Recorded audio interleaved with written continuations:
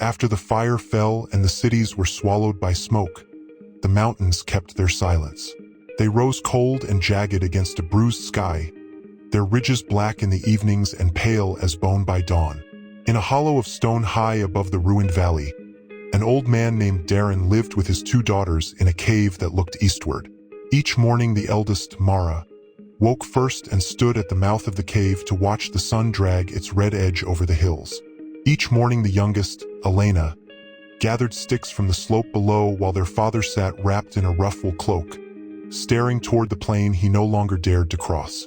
Far beneath them, where gardens had once bloomed and market fires had once sent up cheerful columns of bread-scented smoke, there was only a dead land now. Even from the mountains they could still smell it when the wind turned south. Ash, bitterness, and something scorched so deeply it seemed to have entered the bones of the earth.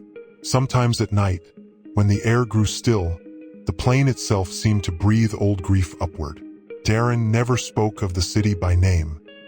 He had spoken it once, in the first days after they fled, and at the sound of it his own voice broke. After that he only called it there, as though a place so terrible no longer deserved a proper word. He would sit near the cave wall with a clay cup cradled in both hands, looking at nothing, and if Mara or Elena tried gently to ask about the road ahead, or whether they would one day go down from the mountains and find other people, he would only say, "Not yet." Not yet became every season. At first they believed it. Terror was fresh then. The sky still carried the memory of flame. The daughters had seen enough on the night of their flight to keep their questions buried. They had seen their mother turn back against warning, unable to resist one last glance at all she had known. They had seen the white shape she became, strange and terrible in the dawn. They had seen their father fall to his knees and pound the earth with both fists, not from courage but from helplessness. Even now, sometimes, Elena woke from dreams in which their mother stood on the slope below the cave, pale as carved stone, her face turned forever toward the place she had lost. So they stayed. Spring touched the mountain with brief flowers. Summer burned them away. Autumn loosened stones and sent them clattering into the ravines. Winter wrapped the cave in a bitter breath that crept into their blankets and numbed their hands as they slept. Time gathered itself in silence. The 3 of them learned the harsh wisdom of survival. Where water seeped from the rock after rain, which herbs could be dried, how far one must climb to find a wandering goat, how to mend torn sandals with strips of hide. Yet though their bodies endured, something inside the cave slowly withered. Darren had once been a man known at the city gate. He had traded and spoken with strangers.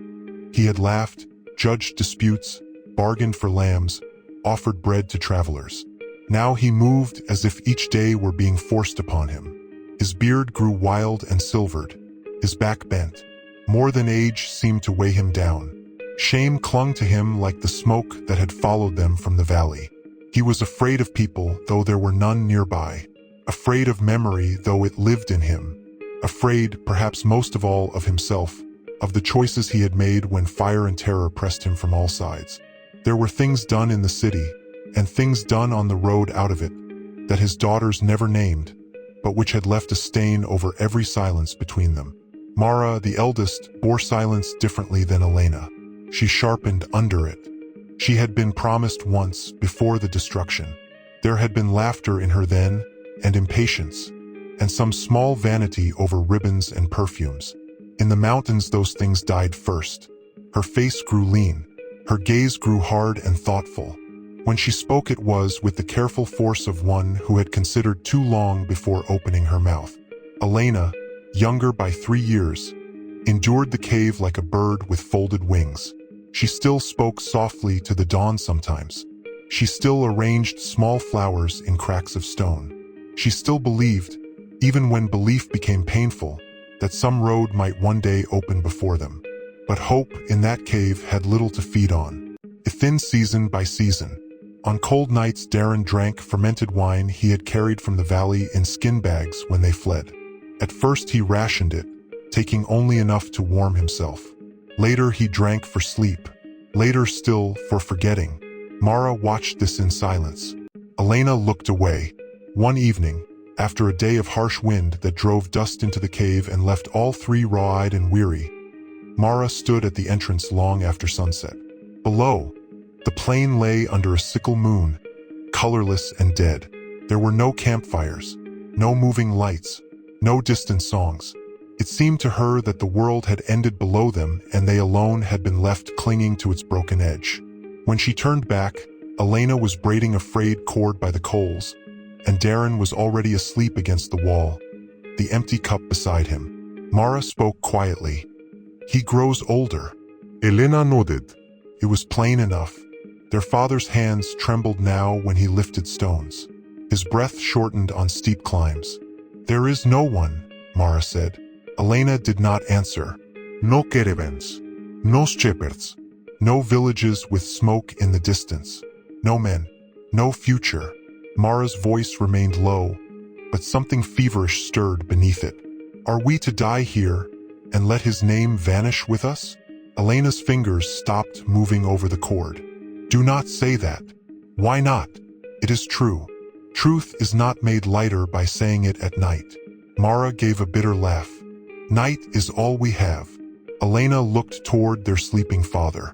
The firelight shuddered over his lined face. He seemed smaller than he once had, diminished by grief, by age, by the mountains themselves. Pity rose sharp in her chest, but pity carried another ache with it, fear. Fear of the empty years ahead, of becoming old in the cave, of hearing no child ever call her name. "We are not alone in the earth," Elena whispered, though she did not sound convinced. "How do you know?" Mara stepped closer. "Have you seen anyone? Has he let us go down? Has any voice answered from the valley?" She knelt beside her sister. "Listen to me. If all is gone but us, then what remains must be preserved." Elena recoiled as understanding dawned. "No." Mara held her gaze. "Would you rather be buried here with no one to remember us? There must be another way. Then name it." Elena opened her mouth, but nothing came. The cave listened. Outside, the wind scraped along the stone like a blade. Mara's face softened, and that gentleness frightened Elena more than anger would have. "I do not speak from wickedness," Mara said. "I speak because terror has left us with nothing clean. The fire below burned that away." She glanced again at Darren. "He will know nothing. His grief has hollowed him. We must do what remains to be done." Elena shook her head until tears stung her eyes. "This will bring only more sorrow," Mara answered. "Sorrow is already our roof." That night the mountain held its breath. The wineskin passed into Darren's hands. He drank deeply, more deeply than usual, because Mara urged him to warm himself against the cold and because memory gnawed at him more fiercely than normal. The fire dimmed. Shadows crawled along the cave wall. Elena sat pressed into the farthest corner, knees drawn to her chest, hearing the pulse of her own blood in her ears. When at last Darren's head bowed and his breathing grew heavy, Mara rose. For a moment she stood motionless, as if even then she hoped some voice from heaven or earth would stop her. None came. The mountain remained mute. The dead plain below offered no counsel. She went to him with a face that had ceased to look young. Elena turned away and covered her ears, but she could not shut out the knowledge of what was being broken. She wept without sound until dawn thinned the dark. In the morning Darren woke with the dull confusion of one whose sleep had been thick with wine.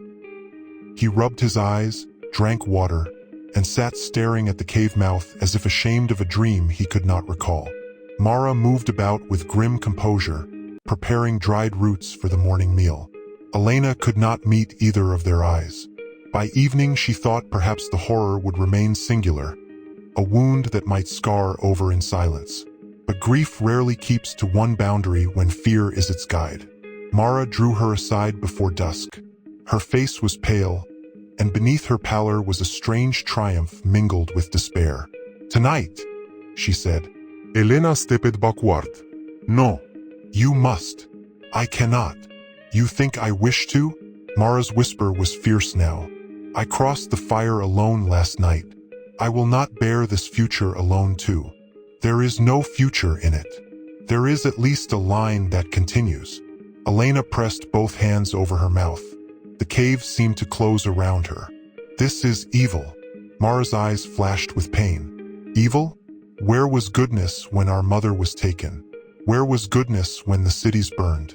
Where was goodness when we were left in this grave among the living?" She seized Elena's wrists. "Do not speak to me of clean and unclean. The world we knew is gone." Darren drank again that night, not from celebration, not from thirst, but because his daughters told him the cold was cruel and because he was too tired to resist the comfort of forgetfulness. Perhaps some dim instinct in him already feared what the darkness carried. Perhaps that was why he drank so quickly. Elena trembled from head to foot. When her time came, she moved like someone walking into floodwater. Slowly, numb with dread, unable to stop. Every step felt like a tearing away from herself.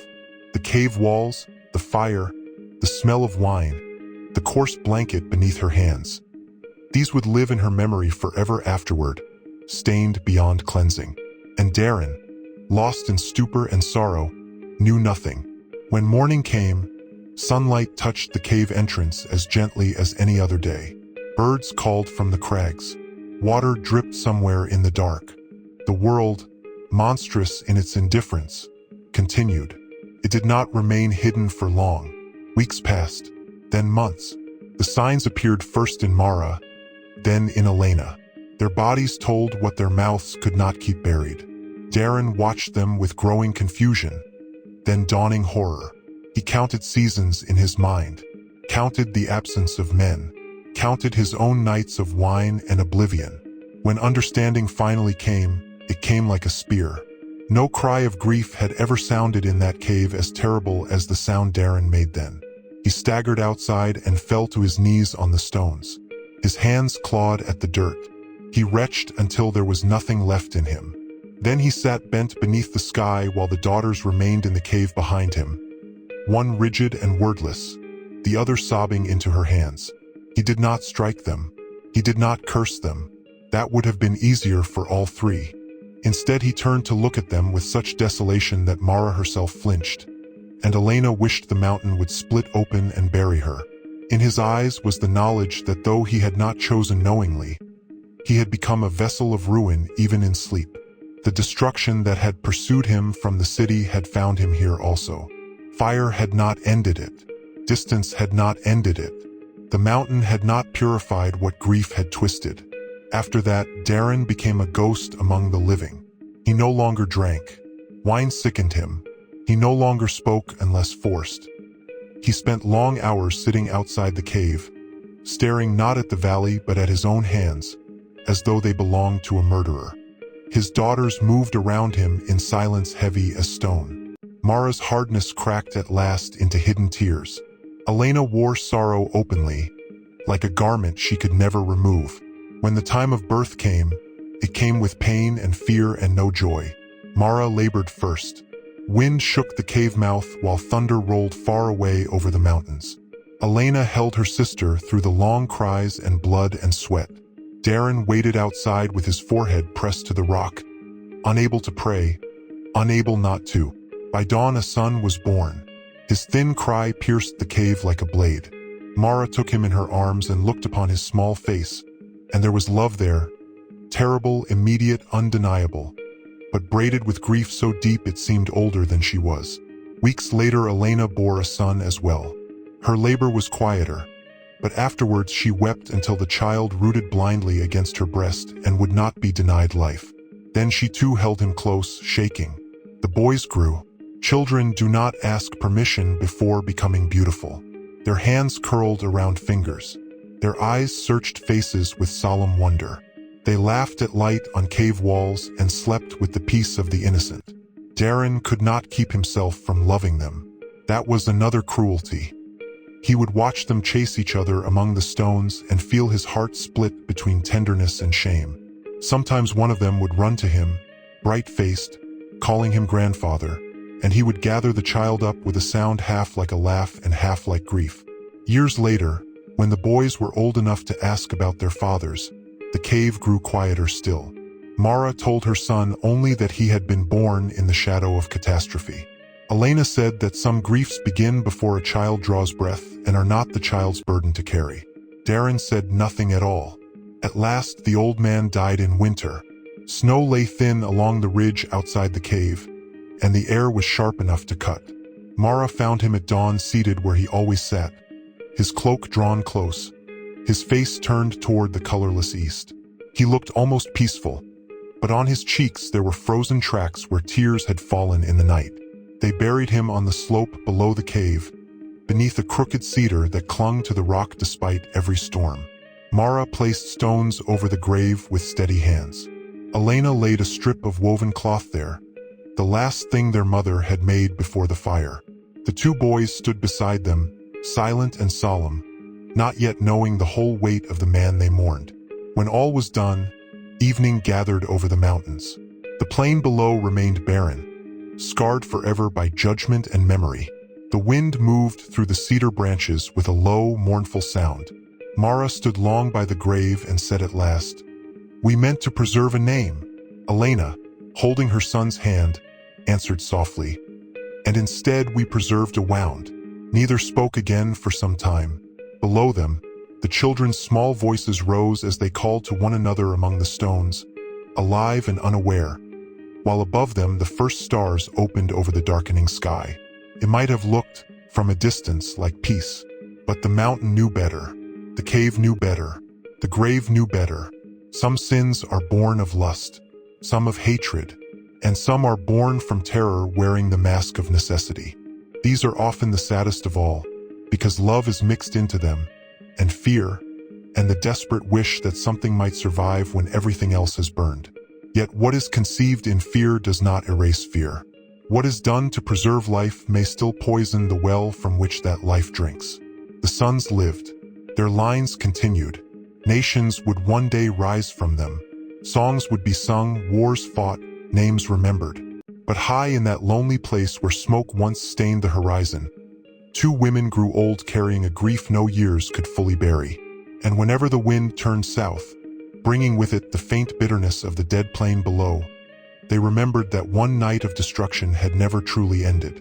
It had only climbed the mountain with them,